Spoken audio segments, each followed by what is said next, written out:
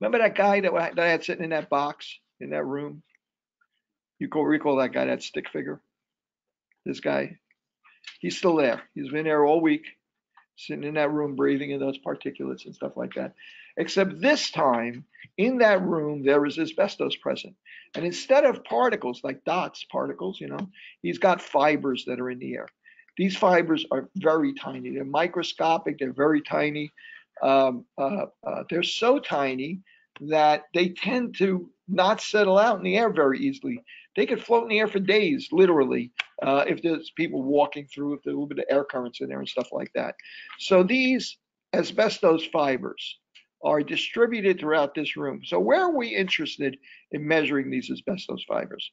Well, for one thing, we know that asbestos is a hazard when you breathe it in, when you ingest it or breathe it in. So we're concerned about situations where it's getting into the air. That's really where we're concerned about asbestos.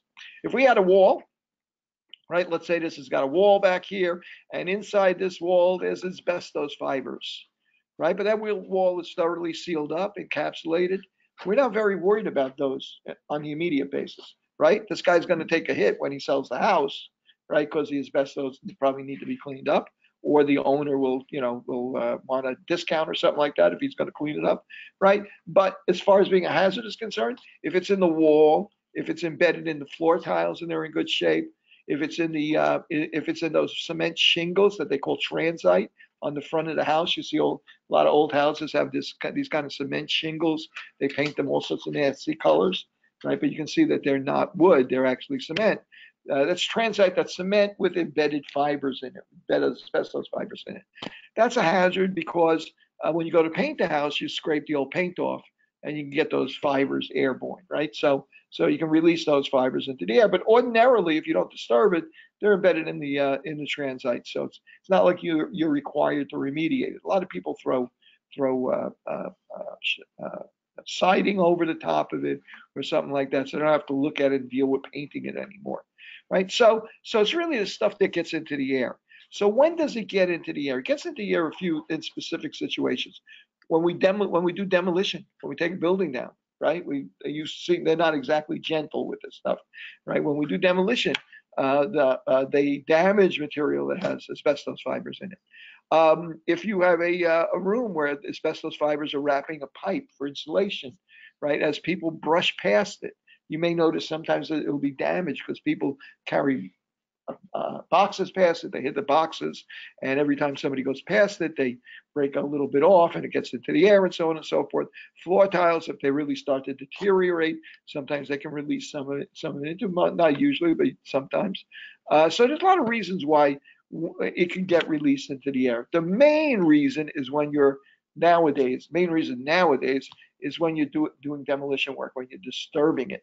In New York City, before you can get a building permit to do demolition or renovation in a major building, you have to go for you have to have that location inspected for asbestos. So this guy, maybe he's a technician. We'll put a mask on him, and now he's an industrial hygienist inspecting this space. New York City licenses 3 different levels of asbestos people. Number one, an investigator. Right? You take a course for 4 days or something like that, investigator, and you become a certified New York City asbestos investigator. That's the kind of person that, in order for you to get your ACP 7 or ACP 5, 3, or whatever, those are different forms that you need for going ahead with demolition and renovation. In order to get those, in order to get your building permit, you have to have an investigator. If it's a building over a certain number of years old, you have to have an investigator, a certified investigator, go into that space and look. Oh, let's see. This building, probably built right in that area when they used a lot of asbestos. He might go into the ceiling. He might sample the ceiling tiles. He might take samples of the wall, take core samples of the wall. The floor he probably won't look at, so on and so forth. He will inspect the place, take some samples, and he will come back with a report as to what material in that space that's going to be demolished or disturbed has asbestos in it. Any material that has asbestos in it, before you can go ahead with the demolition, you have to abate that. You have to take it out safely so you can go ahead with the demolition. That's his job. He invented a plan for removing the asbestos. Next thing you got is a certified asbestos a remediation company or remediation supervisor. That's a separate certification in New York City. You have to take a course again, but you're specializing in how to do the remediation safely. So that might be a 3-day course. That might have been a 4-day course. This now is a 3-day course. And you learn about how to set up containment, how to have negative pressure. So if you disturb some of the asbestos, it gets loose in the space, that it doesn't get into other areas of the building and like expose other people, how to do that, right? That's what they learned about. So you have a remediator, he gets a license. The third guy who gets a license is the guys from Poland who come here to take the asbestos out. I don't know what the story is now, but these are all Polish. For some reason, 90% of the guys that are doing asbestos work 10 years ago in New York City were all Polish immigrants, right? And that guy is a asbestos remediation worker.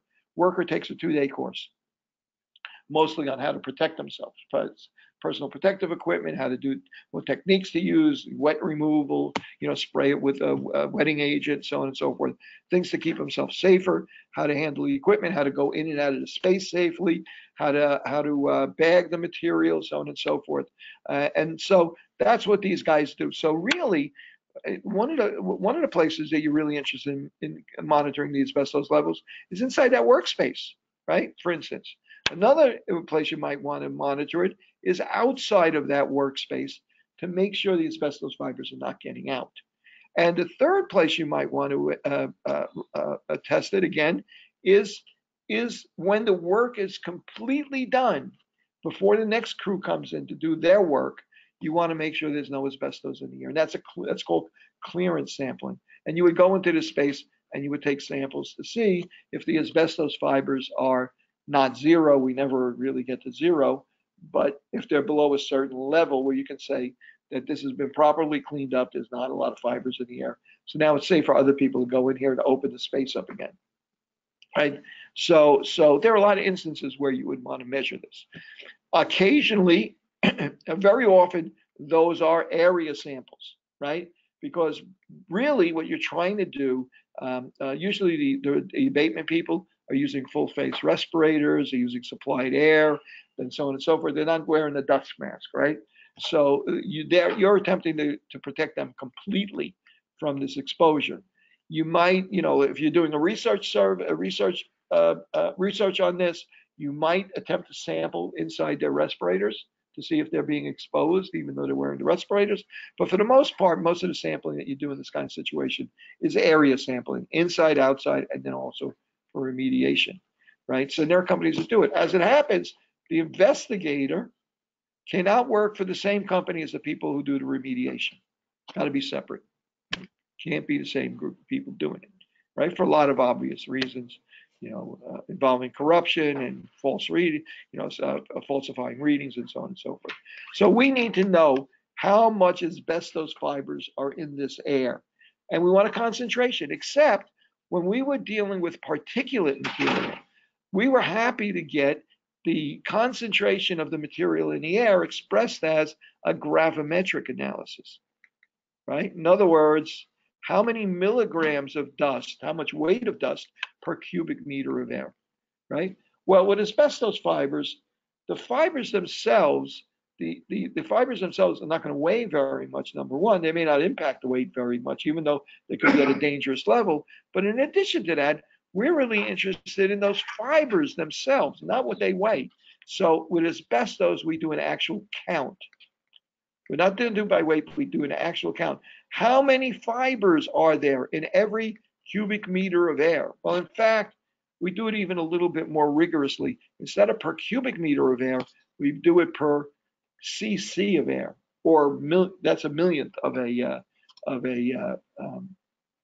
cubic meter, right? So many cc's per cubic meter. You could express it as cubic meters and convert it, but by convention, they usually express it as cc's. So for instance, the clearance level might be 0.1 fibers per cc of air. How many fibers is that per cubic meter? What's 100,000 fibers per cubic meter? Still a lot of fibers, right? But they measure it per cc. So how are we going to measure that? Okay, so I'm going to close this up, reopen this. I get a clean sheet of paper.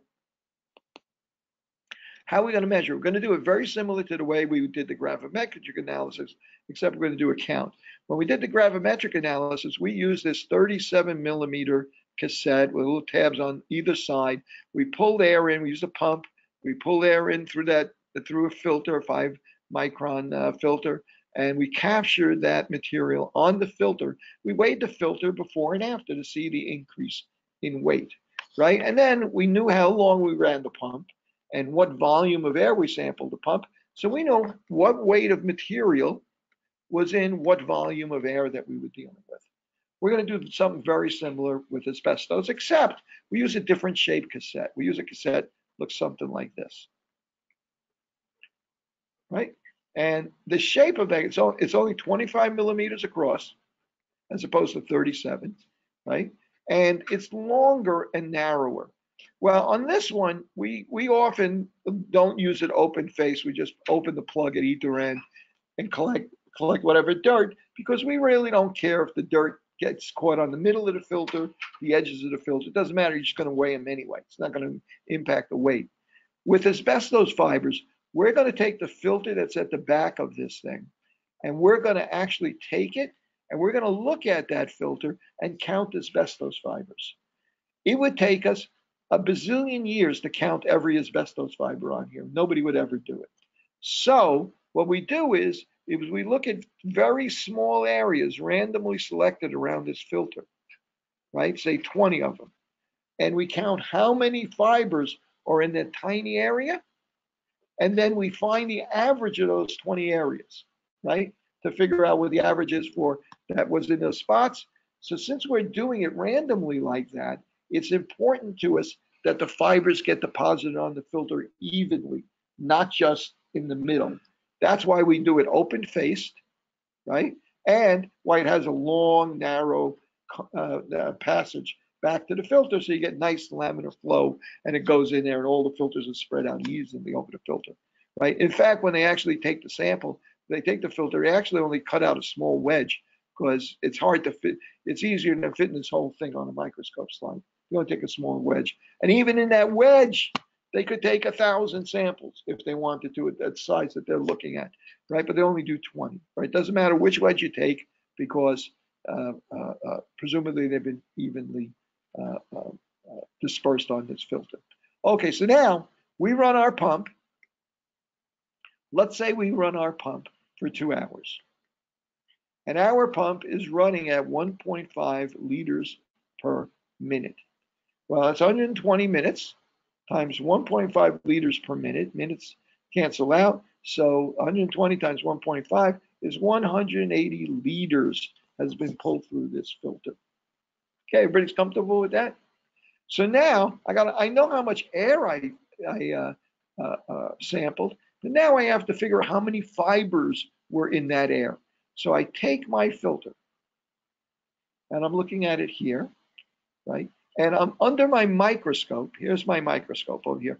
Under my microscope, I have etched into the glass, etched into the lens, etched into the objective of the microscope. I have something called a Walton-Beckett graticule. I don't know where the word graticule came from.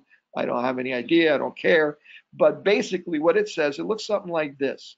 And as it happens, this is 100 microns across and tall. It's a perfect circle. It's 100 microns in diameter.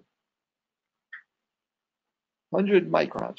Microns is a millionth of a meter, right? So that's 100 microns. And it's actually got little indications on it. Like it might have 10 lines here. And so if this is 100 micron, each one of those lines represents 10 microns. And it might have 20 over here. So each one of those lines represents a distance of 5 microns. Why is that important? Because we have counting rules that we use. Those counting rules involve the size and the nature of that fiber. So if within this graticule, when we randomly place it on the filter, in that graticule, if we got a fiber that's got a aspect ratio of, I forget what it is, 3 to 1, or more, then that counts as a fiber. It's got to be long and narrow. Can't be fat, right? Got to be long and narrow. That counts as a fiber. So that counts as one fiber. If we have a fiber that looks something like that, where it's half in, half out, we count that as half a fiber. If we have a fiber that goes through, we don't count that at all, right? Seems arbitrary, but those are the rules. You want to be able to, you want this to be reproducible, okay? If you have a bundle of fibers, right, like that, okay, all stuck together, you count that as one fiber as well, right? Or if it's half in, half out, you count it as half a fiber. Okay, so, but I mean, those are rules that use for counting. But the real key here now is how do we actually figure out how many fibers were on this whole filter? Well, let's see. The area of this graticule and the area of this, I got to compare the two of them. So this is 25 millimeters across, right? The only problem is that if you guys remember how the cassettes went together, there is an area on the outer edge that gets covered by the edge of the part that snaps to it. It holds the filter in place. That's how it holds the filter down, so it doesn't flop around in there. So that means that really the area that you have exposed that you can actually capture fibers on is really only roughly 22 millimeters across. That's the inside circle here, right? So that's really the area that I'm interested in. That's not an exact number. That's an approximate number. We'll talk about exact numbers in a little bit. So what is the area that I have here on this filter? Well, let's see. 20, it's pi times r squared. So that's going to be 3.14 times 11 millimeters squared, right? So let's see what I get there. It's 121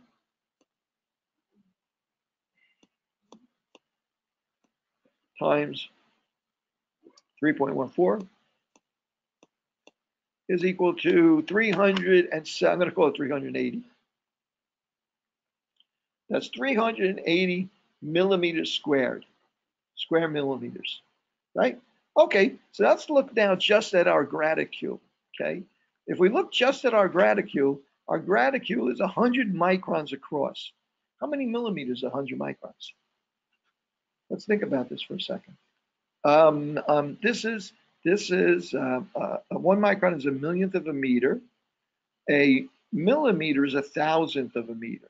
So it takes 1,000 microns to make 1 millimeter. So 100 microns is the same thing as 0.1 millimeters. You guys comfortable with that? Okay, see how I related to those? 1,000 microns would be 1 millimeter, right? Since this is 100 microns across, it's 1/10 of 1,000, so it's 1/10 of a millimeter. So what's the area of this circle? The area of the circle is going to be pi r squared, right? And that's going to be equal to 3.14 times 0.1 squared. Okay, so let's see what we wind up with there.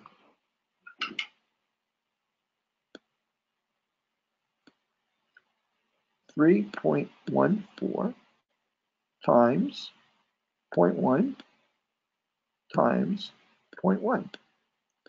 So that is 0.03414. Whoops, it went away. 0.0314.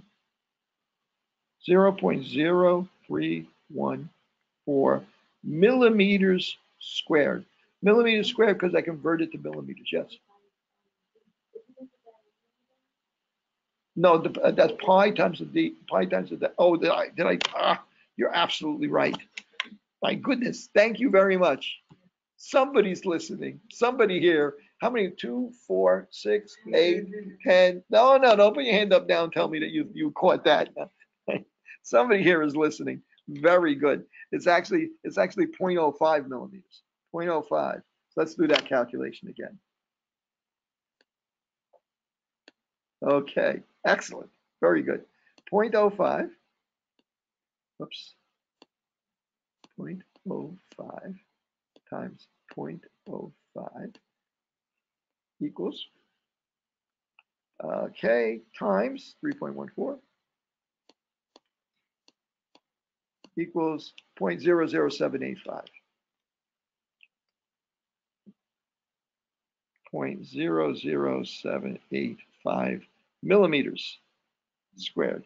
That's how much space that graticule is actually examining. But the filter has 380 millimeters squared. I hope I did that right. Yeah, that I divided in half, 11, right? So how many of these little circles, which take up this amount of space, are on the whole filter? Well, that's going to be equal to 380 millimeters squared over 0.00785 millimeters squared. See what that comes out to. It comes out to 4,800 or something like that. Is that what it is? 48. 48. Yeah. Let me do it anyway. Okay. Divided by 0.00785. Okay. Yeah. 48,000. 48,000 actually. Okay. So it's 48,000 of those little circles. So it's no mystery that we're not going to count every space on that fiber. We'd have to move that thing around 48,000 times to count all of the fibers, right? So as a consequence, if we know what the average is that's in a fiber, all we have to do is multiply it by 48,000 to get the total number of fibers that are present. Okay, and in fact, one of the forms that we had was an Excel file that contained the fiber counts, 2, 3, 0, 0. This, imagine a microscopist moving the slide around randomly and counting, oh, there's 2 in there, 2 in there, 1 in there. So when he gets to 20, he continues until he's done at least 20, or he's reached 100. If he reached 100, he can stop because it's going to wind up being a very high number anyway. But he takes these numbers, he averages them. So the average in this case, I'm going to actually do this one. Average. Oops. These numbers. As it happens, the average comes out to be 2.5 fibers per measurement, per circle, per 100 micron circle, right? But now how many that were actually in the air? Now I'm going to use my volume so you can do your own calculation later on. In this one, in the one I gave you, I said that it was where was it? 1.2 liters per minute, 120 minutes. I'm going to use my own calculations here that I have over here. Okay, so we got 2.5. So let me summarize this. 2.5, 48,000. Where's my thing? 48,400, I'll call it.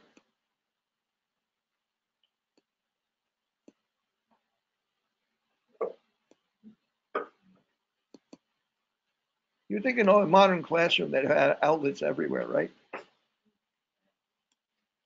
You would think. I mean, it makes sense. Even in the labs, they actually have one spot where somebody was nice to put like a power strip, and plug one of the computers into it. So way back in the corner, there's one spot where you actually plug in your computer. So at any rate, and there's 48 computers in there or something like that. Okay, so at any rate, so we had 48,000. What was it again? 48,000. I'm sorry. 470 circles, and we have each circle has on average 2.5 fibers. So if you multiply those two, we have the number of fibers that we have.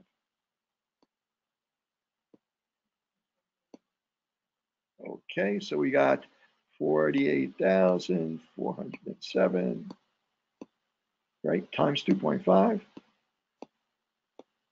equals, okay, we have 121,000 fibers that were captured on that filter. I'm gonna put those into memory here. Okay, how much air did we sample? Well, if I remember correctly, we said, in my version of it, we said that we were running at 1.5 liters per minute for 120 minutes for 2 hours, right? So we wound up with 180 liters of air, right? So let me go back to my sheet here. Oops, I can stay here. So we have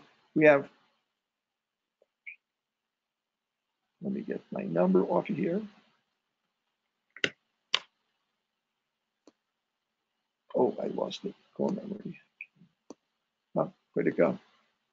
Oh, well, I'll just have to do it again. 48,407 times 2.5 is 121,000, 121, 17, 18, 21, 018, I'll call it for our purposes. That's how many fibers we have, and that's per 180 liters of air. I'm interested in the result being in cc's, cubic centimeters. How many cc's are there in a liter of air? 1,000, okay. So really 180 liters, that's really 121,000 fibers in 180, add 3 more zeros to this, cc's, right? Okay, so how many fibers do we have per cc? Okay, well, I'm just going to divide that. I'm going to take my 121,000 fibers divided by 180,000 cc's of air, and every cc of air must have contained 0.7 fibers. Right? So is that above or below the clearance level? What was the clearance level again? 0.1 fiber per cc, right? So we got to go back and clean that up some more. Right now, there may be other standards you're working with. What is the current? Let me see if OSHA has if nobody uses the OSHA PEL on asbestos or anything, because there are so many. There's a HERA, there's New York City EPA, that there's so many other regulations that I don't think anybody really pays attention, that are more rigorous. I'm not sure that it really has. It's really relevant. OSHA, was PL, let's see if they say.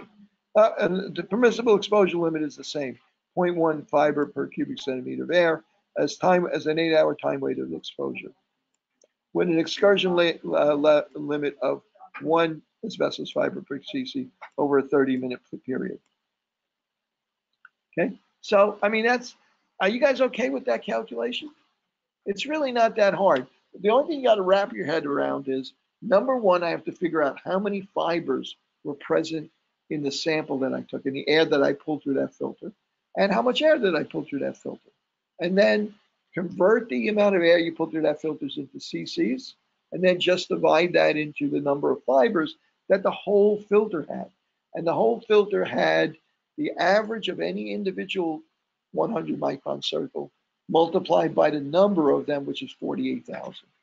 So if you had 2, it'd be 96,000. You had 3 fibers per average per cell, then you'd be multiplying that by 48,000. So it's really pretty straightforward. So what about the rest of this report? Okay, let's take a look at that. I'll look around, see if I can't find like an old report that I can give you as kind of a guideline, but you don't have to get that crazy, especially on this first report. In fact, I might wind up asking whoever did a good report or a clean report. Clean is good. Straightforward, simple, direct, so is great. What do I want in the report? 5 to 10 pages. No advantage of being 10 pages instead of 5. Concise is great. If you include the material that should be there. So what do you need? You need a cover page, so I know who submitted the report. Just the title of the lab, asbestos sampling, the lab date, the date we actually went over this stuff, date submitted, your name, and the class number, so I remember where it came from, and an abstract. I'll come back to the abstract. Table of contents if you want, I'll come back to that. Objective, what was the objective? The objective was to perform a count of asbestos fibers in the air, in a workplace environment, so on and so forth. You can give me a little bit more than that on it. What were the methods? What was the experimental methods? Well, tell me what standard you used. Okay. Remember when we did the PCM, we used NIOSH 0500. Anybody know what the standard is for asbestos sampling? What the NIOSH procedure number is? It's there. It's on Blackboard. It's on. As a matter of fact, it's in here with this 7400. Bingo. Right. 7400. Discuss that methodology. In that methodology, they say what kind of filter you have to use, what kind of cassette you have to use, what period of time you should sample for it to be within a certain range, what kind of laboratory analysis has to be done, right? So you can regurgitate that, but not the whole thing, because you have the standards. Just describe to me that you understand, just enough to tell me that you understand the sampling procedure, the equipment that you need, and what the sample is going to go through in the laboratory. And next, some background. Some background meaning asbestos. Tell me about the different kinds of asbestos that there are. Which are the most commonly used? Which are the ones you're likely to run into in New York City? What kind of hazard is asbestos? What is it? What are the possible risks of asbestos? You might bring up mesothelioma. You might bring up lung cancer. You might bring up asbestosis, and so on and so forth. So give me some background to help me understand. Imagine I'm naive about asbestos. You're giving this report to a building manager, and you want to acquaint him with what asbestos is, why it's used, why it's in his building, and what the hazards of it are. Okay, what instruments did you use? Again, you can just go back to your equipment that we discussed. Laboratory results and calculations. Okay, in other words, you can that's where you put the stuff that we just did now. Then give me a discussion. Your results were such and such. What do those results mean, right? And how would you interpret those results? Your conclusion, is it safe to go back into the space? Is it not safe to go back into the space? So on and so forth. And then in order to get you used to doing a report, a real lab report, to get you prepared for doing this kind of stuff in the future, you're obviously going to go somewhere to look stuff up, right? So give me, like, say, at least 2 references where you've gone and found useful information on asbestos, either its measurements, its effect in the workplace, so on and so forth, any 2 you want, right? So just so I know you've gone somewhere, like preferably to now do you guys still take the lab course, where the library course, where they show you how to get onto the databases that you have available, like Medline and so on and so forth? Yes, you guys, you can do that, right? Yeah, well, library used to run the course. I don't know what they do now. How do you know about it? Huh? Yeah, it's on the CUNY website, but it used to be you have to get something special to log on. But what's that? You have to sign up for it. How do you know to sign up for it? Yeah, did they tell you? Okay, I'm just curious. It used to be, obviously things have changed. It used to be that when your first semester here, right, when you did your orientation, they required you to take like a 2-hour course with the library. You show up either the library downtown or somewhere else, and they give you a 2-hour lecture on what database is available, what those databases were good for, how to search the databases, how to download information, how to, if they only give you the abstract, how to get to the original article, and so on, right? So apparently they don't really do that formally anymore, right? They really should, because I mean that's something that 20 years from now is valuable. It can be valuable to you, when you're doing other kinds of research and stuff. And but so maybe I'll see if I can't find something online that gives you some insight into how to use the CUNY databases. And a lot of these databases are the school pays for a subscription to these databases. If you are not a student or an instructor or a researcher here, you can't get to these databases, right? You pay for them, right? So it's an enormous advantage when you're doing all sorts of kinds of different research. And so you should understand what they are and how to get to them, because they're really good. They're really good tools. And you can even look up stuff yourself. If you have an interest in a certain thing, you don't have to you go to Google or Wikipedia. You're going to get just whatever some schmuck that felt like writing that article. I'm serious. Wikipedia has pretty good stuff, right? But it's not. It's kind of semi-peer reviewed. But there's a lot of stuff that I know well on Wikipedia, which is nonsense, right? So So I would not consider Wikipedia a decent reference, right? Medline, where somebody does a study, they put an abstract up, they tell you confidence intervals, they tell you how they analyze the data, and so on and so forth. That's a reference, right? Not Joe's website, or whatever on mold or something like that. There's some very good websites on mold, but they're not what you would call academic references, right? So I'll see what I can find on that. Maybe put that up. Okay, so that should help you with filling that out. Abstract, just a summary, so that if somebody will look at this paper, look at what you're submitting, instead of reading 5 pages, they could read a paragraph and see what you've done, see what the results were, and so on and so forth. See what techniques you used. So maybe in 5 sentences or something like that, you could summarize what you did. Yes. I have a question. Is the blank count always provided to you, or is it something that you got? A blank. What you do when you do this kind of work, right? You either will buy the filters and the cassettes and fill them yourself, put them together yourself. Nobody does that. No one does that.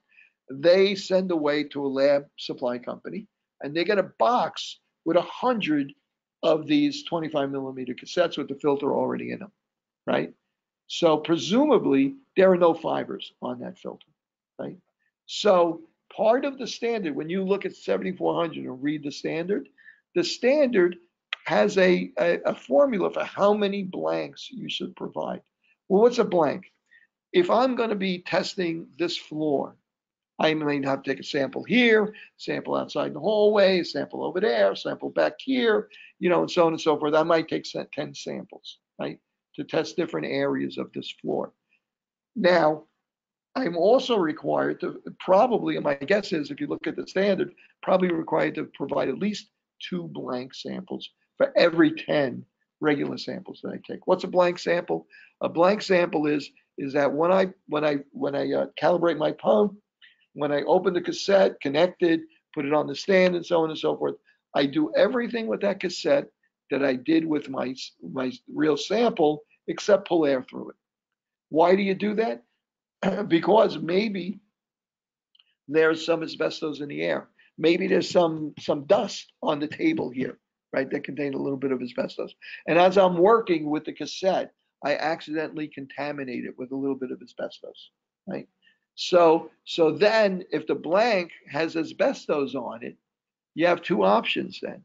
You could either say to yourself, oh, the blank had a tiny amount of asbestos, and I'm going to take the amount of asbestos that the blank had on it and subtract it from every one of my other samples, because I must have gotten the same thing on the other samples. Or if it's bad enough, you could say, well, the blank's contaminated. I can't trust these other samples anymore, so I'm just going to draw the whole thing out. For the most part, when you do this kind of stuff, unless you grossly handle the sample cassettes, chances are the blank's going to be 0. They're not going to find any asbestos fibers on the blank. But you still got to do the blank, right? And if it is, and just like the gravimetric, if it picked up a little bit of weight, doesn't mean that's not a disaster, right? Because then you can just say, well, whatever I was doing, I added to the weight that wound up on the filter, or maybe even just picked up moisture or something like that, right? So whatever happened to that blank happened to the other one. So part of that weight I picked up on the other one, on the real sample, was not really dirt in the air. It was because of whatever way I was handling it. So that's why you subtract the difference in the blank from the difference in the weights. Yes? So in regards to the calculations that we're doing, like when you use the average blank count isn't included. Oh yeah, let's take a look at those right now. Let's take a look. I'm glad you brought that up. I forgot about them. That's this thing, right? Oh, no, that's the lab report. No, wait. Let me open that document.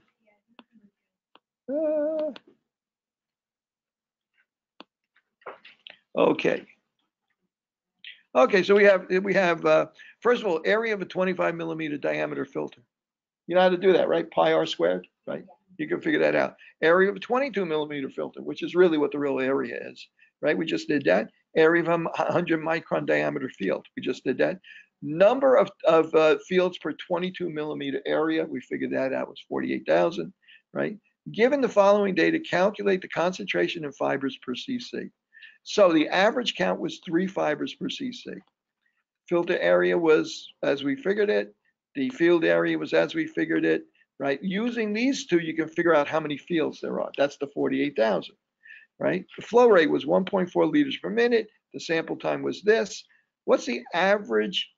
And the average blank count, you can put 0 for that.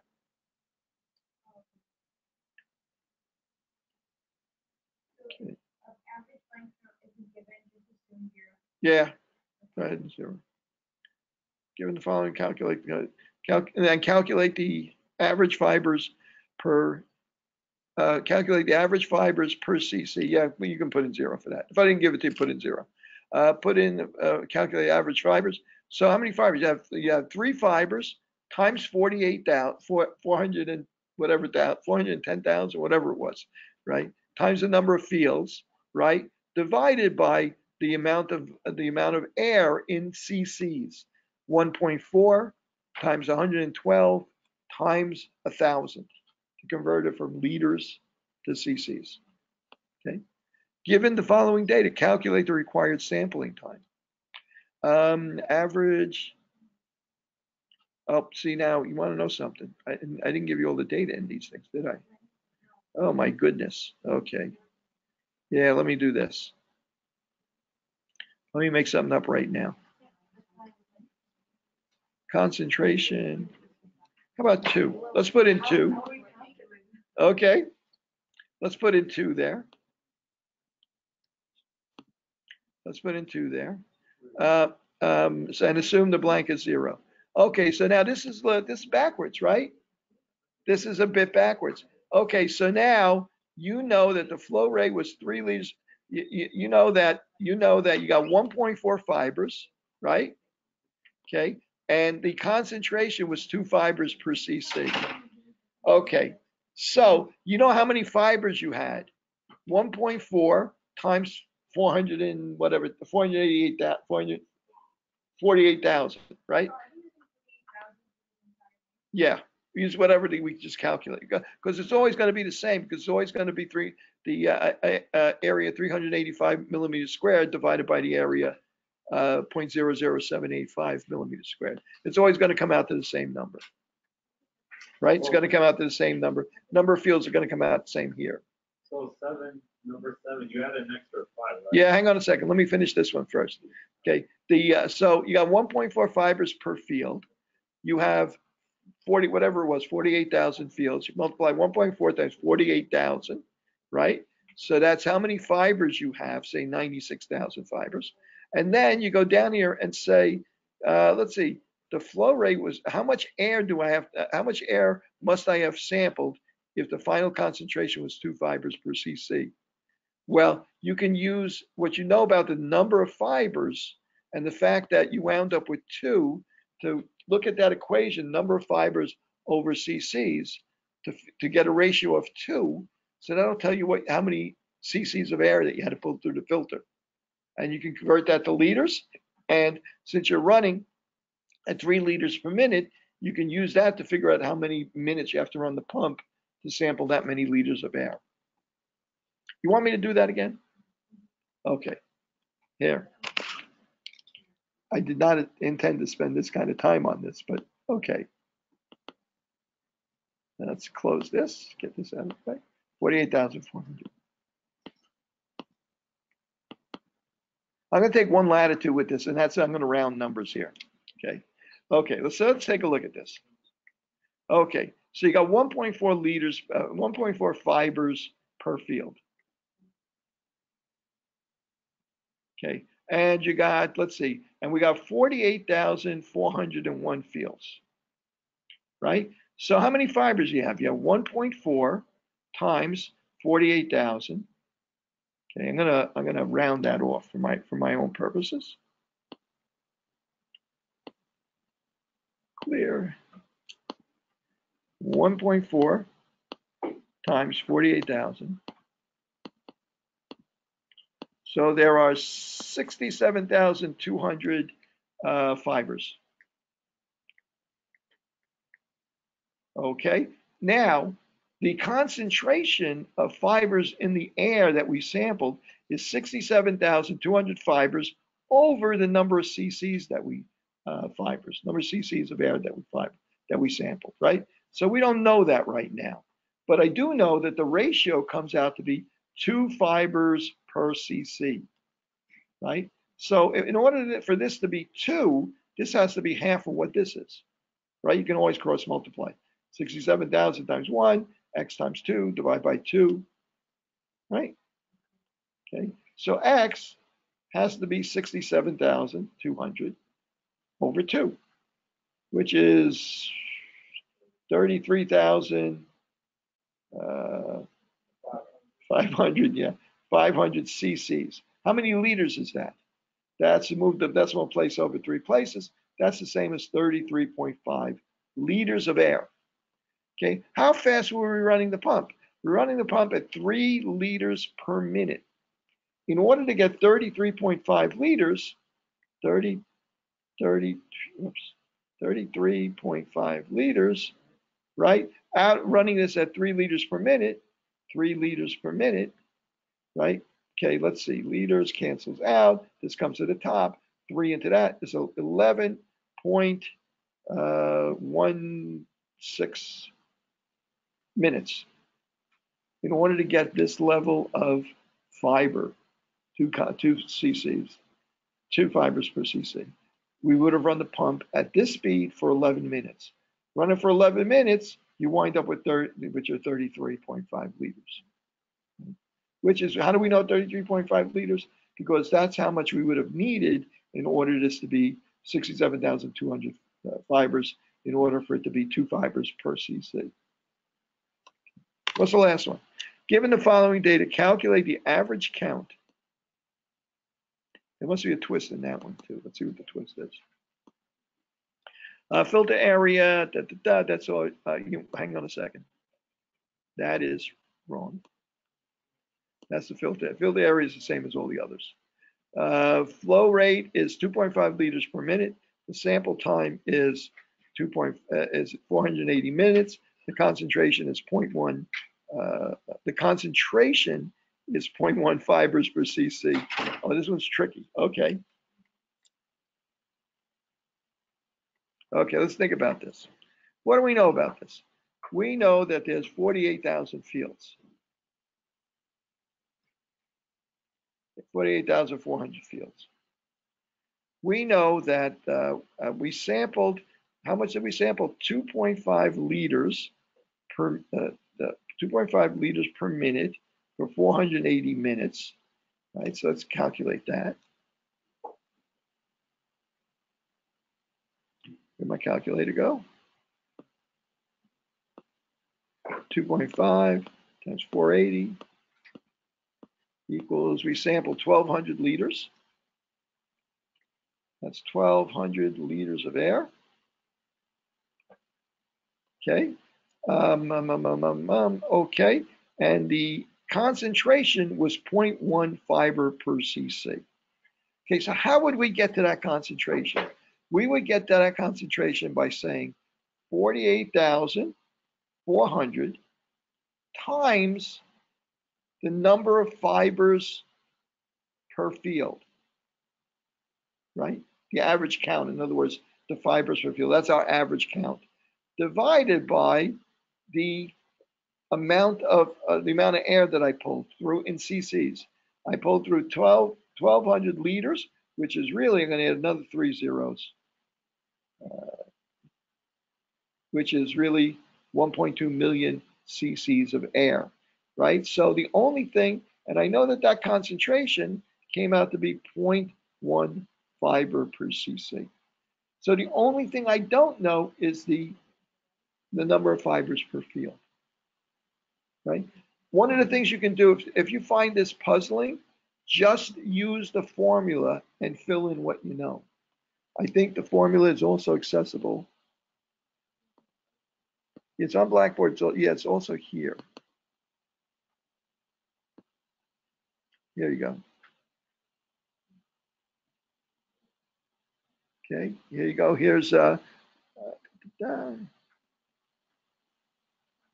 This is the number of fibers per field, right?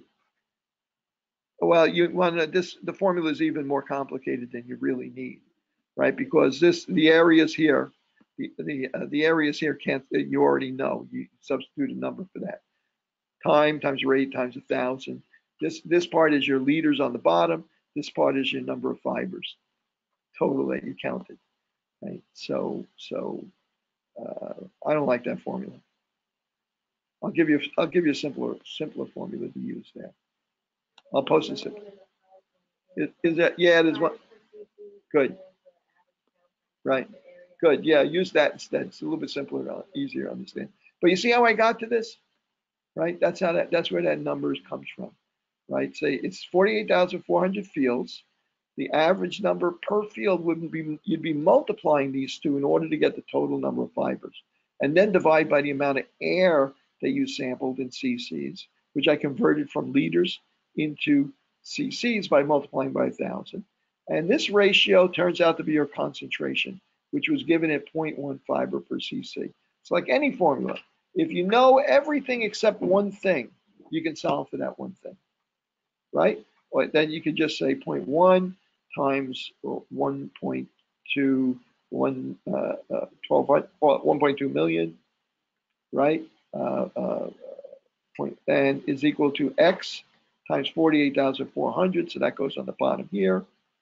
So you should be able to figure this out to determine how many fibers per field there must have been in order to get this 0.1. Okay, if you need to replay this slowly, and it should help out, I think.